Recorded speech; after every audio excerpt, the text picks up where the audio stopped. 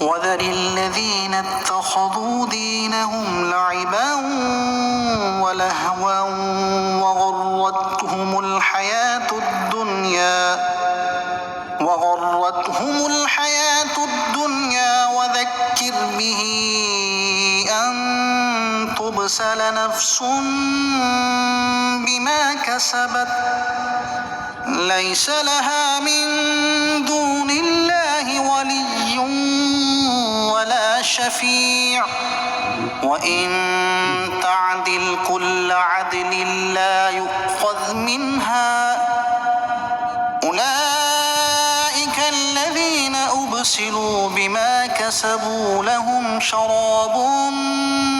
من حميم وعذاب أليم بما كانوا يكفرون۔ اور ان لوگوں کو چھوڑ دو جنہوں نے اپنا دین ہنسی مذاق اور کھیل بنا لیا اور جنہیں دنیا کی زندگی نے دھوکے میں ڈال دیا، اور قرآن کے ذریعے نصیحت کرو تاکہ کوئی جان اپنے اعمال کی وجہ سے ہلاکت کے سپرد نہ کر دی جائے۔ اللہ کے سوا نہ اس کا کوئی مددگار ہوگا اور نہ ہی سفارشی، اور اگر وہ اپنے بدلے میں سارے معاوضے دے دے تو اس سے نہ لیے جائیں گے۔ یہی وہ لوگ ہیں جنہیں ان کے اعمال کی وجہ سے ہلاکت کے سپرد کر دیا گیا، ان کے لیے ان کے کفر کے سبب کھولتے ہوئے پانی کا مشروب اور دردناک عذاب ہے۔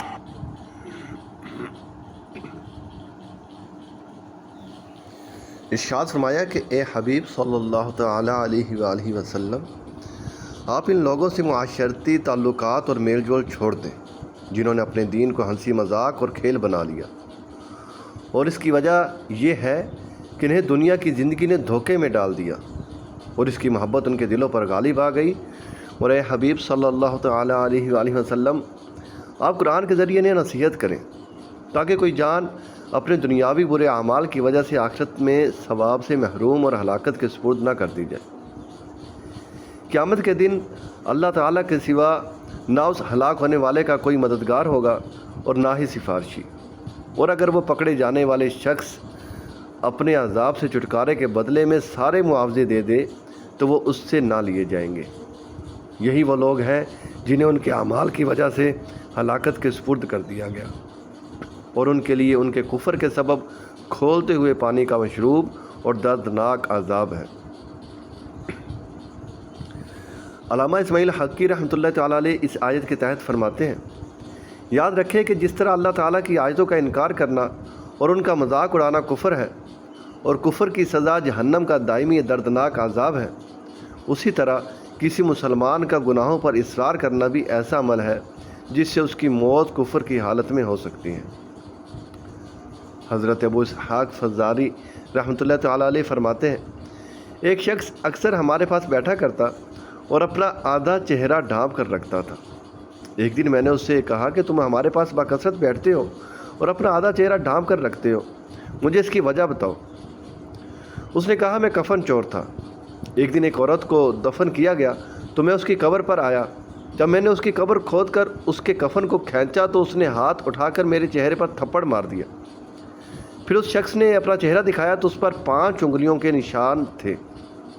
میں نے اس سے کہا اس کے بعد کیا ہوا؟ اس نے کہا پھر میں نے اس کا کفن چھوڑ دیا اور قبر بند کر کے اس پر مٹی ڈال دی، اور میں نے دل میں پختہ ارادہ کر لیا کہ جب تک زندہ رہوں گا کسی کی قبر نہیں کھودوں گا۔ حضرت ابو اسحاق فزاری رحمۃ اللہ تعالیٰ علیہ فرماتے ہیں، میں نے یہ واقعہ امام اوزاعی رحمۃ اللہ تعالیٰ علیہ کو لکھ کر بھیجا تو انہوں نے مجھے لکھا کہ اس سے پوچھو جن مسلمانوں کا انتقال ہوا کیا ان کا چہرہ قبلے کی طرف تھا؟ میں نے اس کے بارے میں اس کفن چور سے پوچھا تو اس نے جواب دیا ان میں سے زیادہ تر لوگوں کا چہرہ قبلے سے پھرا ہوا تھا۔ میں نے اس کا جواب امام اوزاعی رحمۃ اللہ تعالیٰ علیہ کو لکھ کر بھیجا تو انہوں نے مجھے تحریر بھیجی جس پر 3 مرتبہ انا للہ و انا الیہ راجعون لکھا ہوا تھا، اور ساتھ میں یہ تحریر تھا جس کا چہرہ قبلے سے پھرا ہوا تھا اس کی موت دین اسلام پر نہیں ہوئی، تم اللہ تعالیٰ سے اس کے عفو، مغفرت اور اس کی رضا طلب کرو۔